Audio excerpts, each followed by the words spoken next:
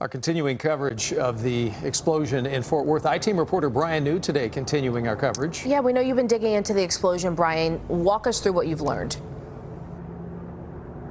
Yeah, Nicole, while yesterday's explosion is still under investigation, we heard from fire officials just moments ago who told us that a gas leak was involved. Now, whether it caused the explosion or came after, that's what they're still trying to determine. But these types of leaks we discovered today when analyzing federal data happen far more often than many realize. It can happen at home. We started smelling gas in our office suite. At work. About 5 minutes later, we heard the big explosion. It can happen almost anywhere and often without warning. It could have been us. It could be anybody. The CBS News Texas I-Team analyzed 13 years worth of federal data from the Pipeline and Hazardous Materials Safety Administration and found since 2010 there's been more than 3,000 significant gas leak incidents across the country. 390 of those resulted in an explosion.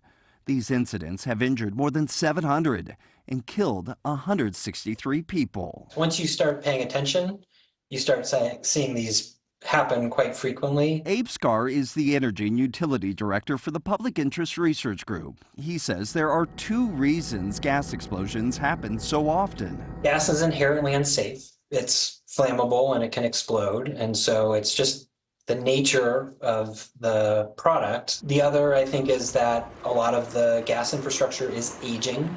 In 2018, gas leaks in northwest Dallas resulted in 2 home explosions, one that killed a 12-year-old girl. In the weeks following those explosions, Atmos Energy replaced the old corroded gas lines in the neighborhood with new flexible plastic ones. But according to federal data, corrosion and equipment failure account for just 20% of major gas leaks. 80% are the result of outside factors, such as construction, as was the case in 2017 when construction crews drilled into a gas line in downtown Dallas, causing it to rupture. Outside factors were also the cause of an explosion in 2022 in Mansfield when a car hit a natural gas pipeline. It remains unclear what caused Monday's explosion, but what experts say is clear is scenes like this are not a one-off. I think we'll probably continue to see a similar level of accidents into the future, and there's some chance they could increase if we don't take the threat seriously and respond appropriately.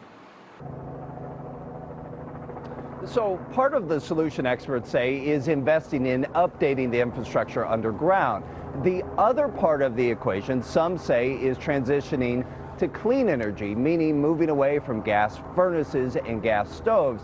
Doug, Nicole, that, however, gets a little complicated here in Texas because often when you move away from gas, you're using more electricity. And we all know here in Texas, especially during winter times with the Texas grid, that oftentimes we're already at a max when it comes to electricity. No question about it. Brian New, thank you so much.